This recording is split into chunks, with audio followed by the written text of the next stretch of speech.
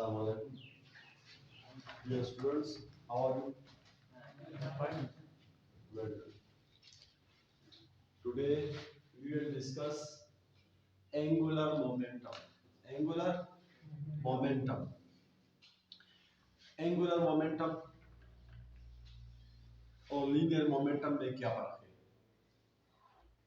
पिछले चैप्टर में हमने लीनियर मोमेंटम के बारे में पढ़ा था.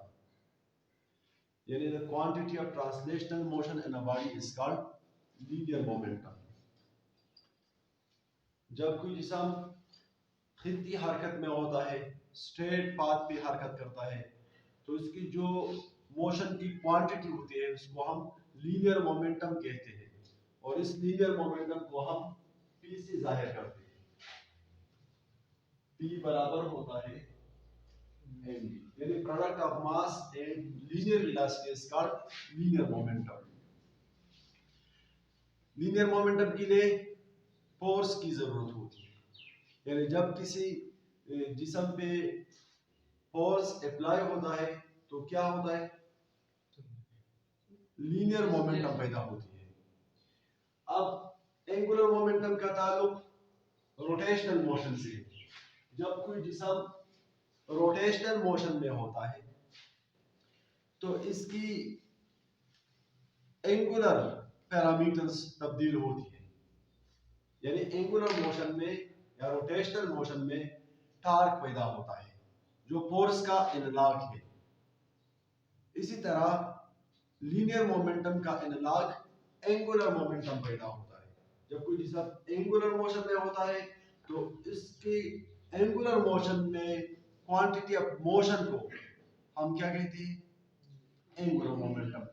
तो एक आसान डिफिनीशन है. What is angular momentum? The momentum of linear momentum, the momentum of linear momentum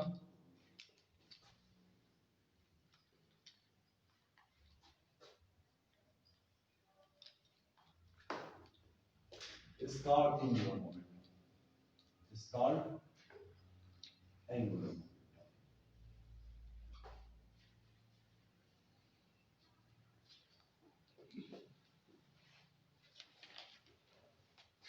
फर्ज करें हमारे पास एक जिस्म है, बॉडी है जिसकी मास m है और ये मास किसी रेफरेंस पॉइंट से इसको हम ऑरिजिन मानते हैं. r फासले पर है. तो जब इस मास के ऊपर हम फोर्स लगाते हैं तो लीनियर मोमेंटम पैदा होता है. अब चूंकि ये जिस्म एक सर्कुलर पाथ पे हम मूव करने की कोशिश करते हैं, लिहाजा यहां पे अगर इसका पाथ सर्कुलर हो तो जो रेफरेंस पॉइंट है यहां पे एक नई मोमेंटम डेवलप होगी और ये नया मोमेंटम एंगुलर मोमेंटम कहलाता है. इस एंगुलर मोमेंटम को हम सिंबल n से जाहिर करते हैं. यानी बॉडी सर्कुलर पाथ के ऊपर हरकत करती है, लेकिन यहाँ पर जो रेफरेंस पॉइंट है यहाँ पर ट्विस्टिंग पैदा होता है. ये जिस्म एंगुलर, इसमें एंगुलर मोशन पैदा होती है, एंगुलर मोमेंटम पैदा होती है. तो अगर हम इस फिगर को गौर से देखें तो ये r दो कंपोनेंट्स में स्प्लिट होता है. यहां पर एंगल थीटा बनता है और यहां पर भी एंगल थीटा बनता है. तो r का वो कंपोनेंट जो इस थीटा के परपेंडिकुलर होता है उसको हम r sin थीटा से जाहिर करते हैं. यानी r, ये कंपोनेंट r sin थीटा कहलाता है और ये कंपोनेंट r cos थीटा कहलाता है. इसी लिहाज से अगर हम p को इसके रेक्टेंगुलर कंपोनेंट्स में स्प्लिट करते हैं तो हमारे पास दो कंपोनेंट्स हासिल होते हैं, एक ये कंपोनेंट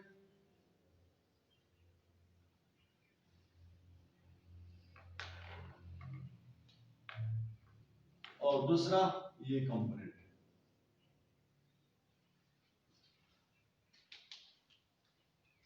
इस कंपोनेंट को हम Px से जाहिर करते हैं और इस कंपोनेंट को हम Py से जाहिर करते हैं। अब एंगुलर मोमेंटम एक फिजिकल क्वांटिटी है जिसके प्रोडक्शन के लिए दो चीजों की जरूरत होती है, एक तो है लीनियर मोमेंटम और दूसरा है पोजीशन वेक्टर। क्या? Position vector. तो यहां पर अगर हम इस L के बारे में गौर करते हैं तो हमारे साथ दो सूरतें निकलती हैं। पहले वाली सूरत में अगर ये लीनियर मोमेंटम और इस R का जो परपेंडिकुलर कंपोनेंट है यानी वर्टिकल कंपोनेंट है R sin थीटा, ये दोनों जब आपस में मिलते हैं तो क्या हासिल होता है?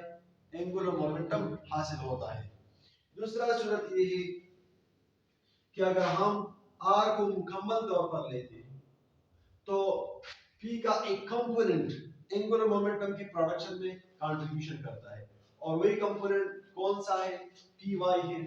Py का मतलब है P sin थीटा, तो इसको हम P sin थीटा से जाहिर करते हैं।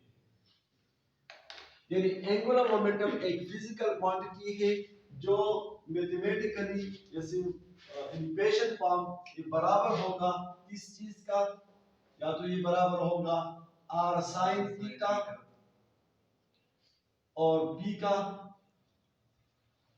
मतलब है RP sin थीटा, और या ये बराबर होगा किस चीज का? R और P sin थीटा। दोनों सूरतों में हमारे पास मैग्नीट्यूड आता है RP sin थीटा। यहां पर sin थीटा है और sin थीटा इस बात की निशानदेही करता है कि एंगुलर मोमेंटम एक वेक्टर क्वांटिटी है। कौन सी क्वांटिटी? वेक्टर क्वांटिटी है। तो अब देखना ये है कि एंगुलर मोमेंटम R और P के क्रॉस प्रोडक्ट से बनता है। किस चीज से बनता है? R और P के क्रॉस प्रोडक्ट से बनता है। इसको समझने के लिए कि आया ये R क्रॉस P है या P क्रॉस R है, हमने इस डायग्राम को लिया है। अगर हम इस डायग्राम को समझने की कोशिश करें तो हमारे पास दो वेक्टर्स हैं, एक है R जिसका डायरेक्शन इस तरह है और दूसरा है P जिसका डायरेक्शन XY प्लेन में। कौन सी प्लेन में? XY प्लेन में R और P बाहर मिलते हैं और इनका जो रिजल्टेंट वेक्टर है वो इनाम Z एक्सिस है। तो अगर हम दाएं हाथ की उसूल यानी राइट हैंड रूल को यहाँ पे अप्लाई करें तो क्या होगा? Right hand rule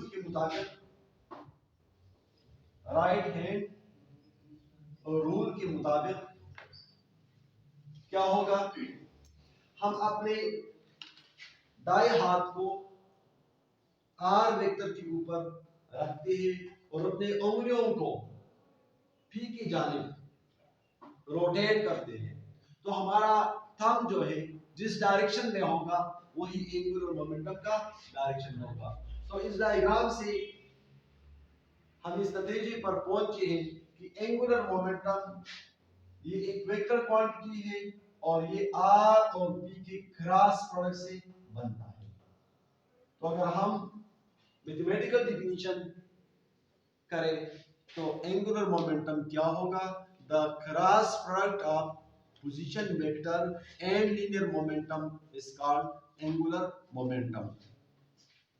Mathematical definition कौन सा होगा? The cross product of position vector